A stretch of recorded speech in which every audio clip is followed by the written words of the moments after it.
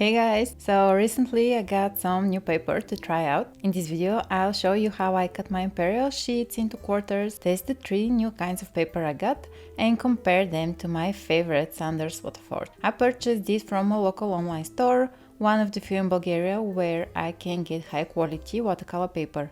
I got the Hahnemuhle collection Cold-Pressed, Rough and Baohong Master's Choice, 2 sheets of each. I love buying cotton paper in sheets because it's usually cheaper than buying blocks, pads or sketchbooks, and I can cut it however I like.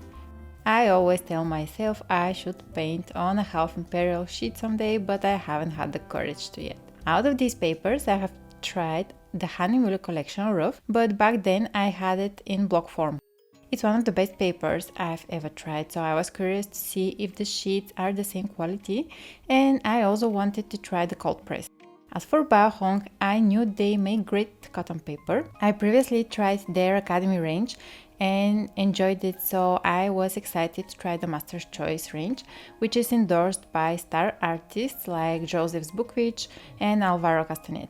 I got it in cold pressed and I was surprised by the texture, as I thought it was more similar to rough than cold pressed. I even contacted the store to confirm if there had been a mistake. I wouldn't mind getting rough instead of cold pressed, but I wanted to know for sure which one I actually received. They assured me that I received the correct one and that it is indeed cold pressed. Now I'm even more curious to try the rough option. So here's how I cut my full imperial sheets into quarters that are a bit smaller than A3. I fold the sheet in half along its longer side, aligning the 2 shorter sides together. The alignment part can be tricky, so I usually use the wall behind my desk to ensure everything is even.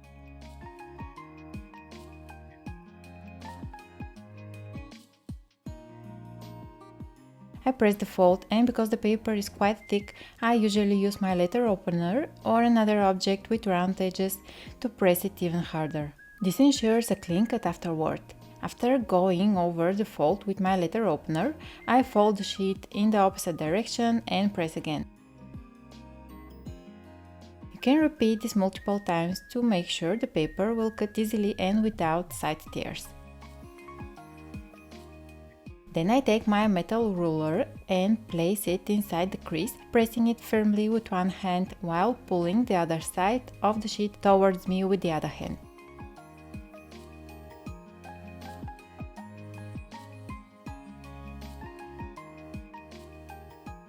I repeat the same steps for the now half imperial sheet. This time it's much easier because of the smaller size.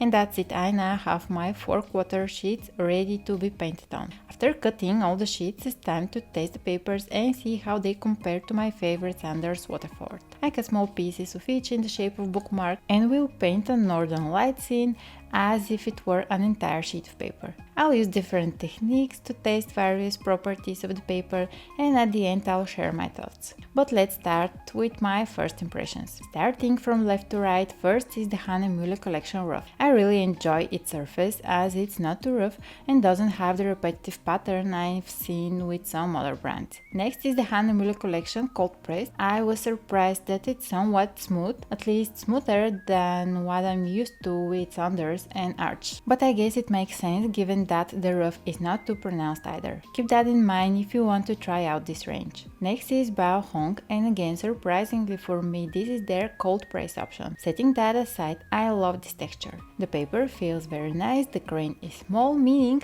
the lumps and valleys of the texture are fine rather than large chunks. And lastly there's Saunders Waterford, which I'll use for comparison. I put my tape underneath my board to create an incline. This way I can avoid pooling of water and paint. My sketch will be simple. I'll paint a mountain range, so I'll simply mark it with my pencil. Then I'll start by wetting the paper. I try to wet all the pieces evenly.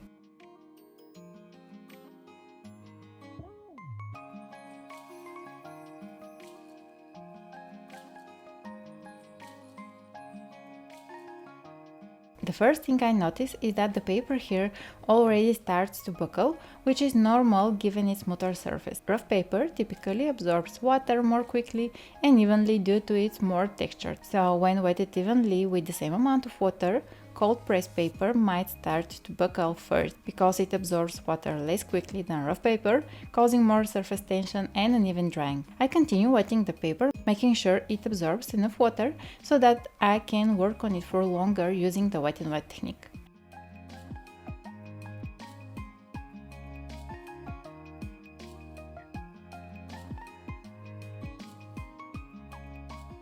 I start by mixing an orange shade by adding some Naples yellow to the orange mix I already have on my palette. The orange is what originally drew me to this reference, as it's not an usual color in Northern Lights images.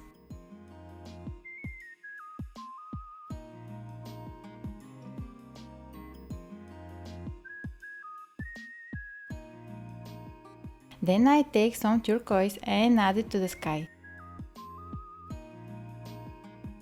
leaving some gaps here and there, but not being too cautious about avoiding mixing the two colors on the paper.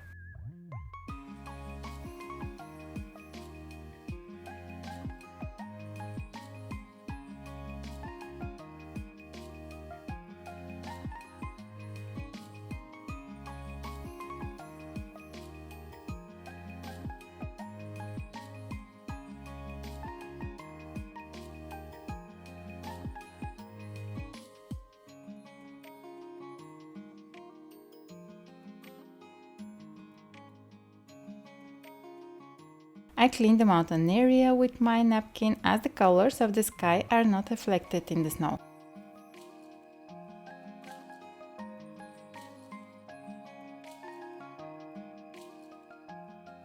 The color lifts nicely from all the pieces of paper. I think there is a very slight orange tint left in the Baohong strip, but it's barely noticeable and shouldn't be a problem unless you're looking for snow white areas. With some thick indigo, I'll fill the gaps in the sky.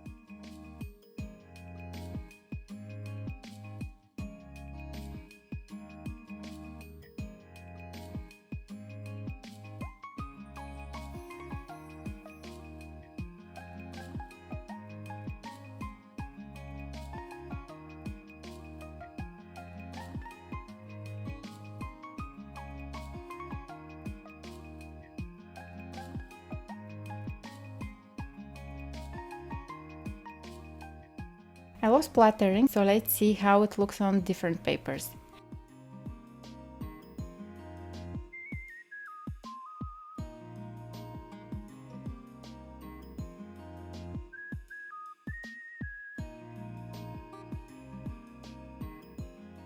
Next I'll blend the colors, first using a damp brush and then with a dry one.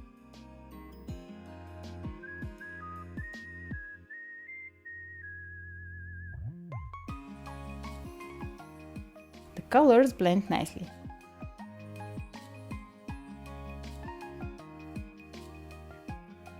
Let's now dry the sky so I can work on the mountain. I start by filling the shape of the mountain with an even layer of indigo.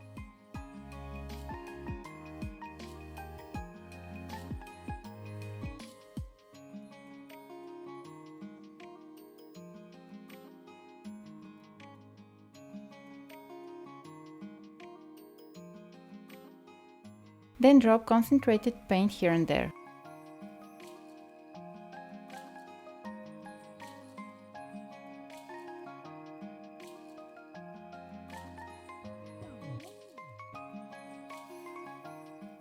The color spreads as expected, and all the strips of paper seem to maintain an even level of moisture.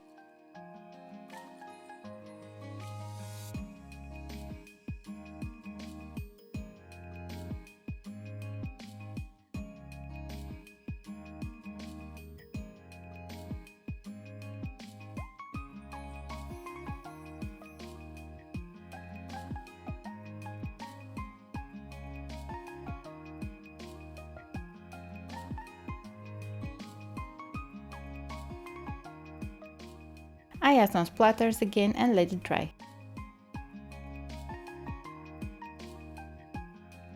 Now let's add some details while it's dry. I take thick Payne's Gray and with a dry brush add some texture.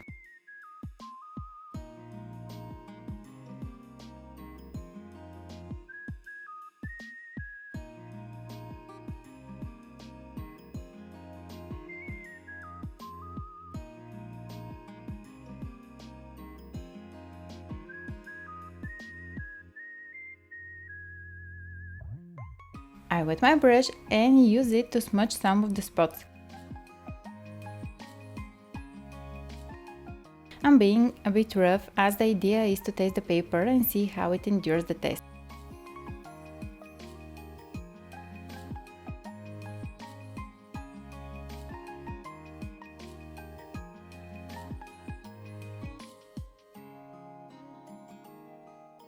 Now let's check another favorite technique of mine, lifting. I take a stiff flat brush, wet it and wipe it so it's just damp, and I'll try to lift some paint on each strip.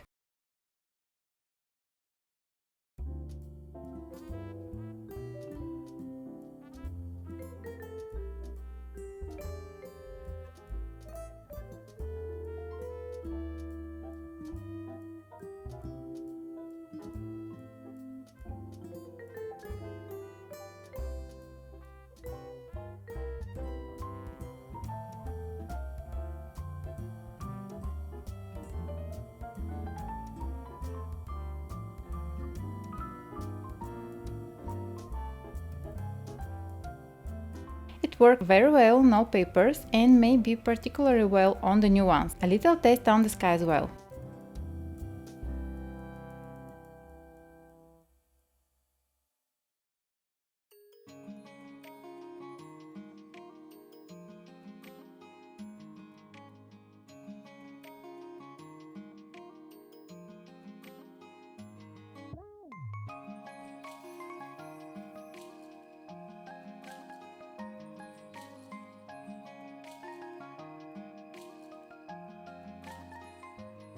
Do you think it was less prominent on Saunders? Let me know in the comments.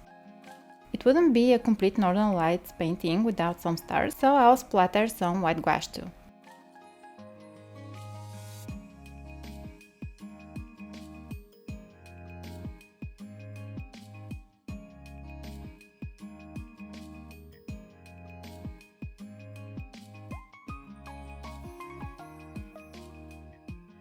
There's one last test, the tape peel.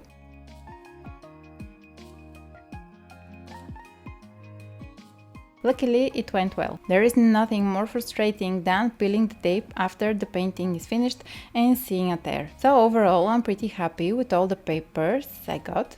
The colors look bright and vibrant, the papers hold the water very well, and I was able to perform all my techniques without surprises or challenges. I especially love the texture and I'm looking forward to paint more on Baohong. Here the colors got a bit muddy, but it is my fault as I blended them while the paint was too wet. Let me know what you think in the comments. Do any of the brands stand out to you, or are you curious to try one in particular? Also let me know if this video was helpful, as this is the first testing and review video I've created. If you're curious about the colors in my palette, take a look at this video where I mention them all and explain how I arrived at the decision to use a large ceramic palette for my daily practice. Don't forget to like and subscribe if you enjoyed this video, and if you want to chat or see what I'm working on daily, join me on Instagram.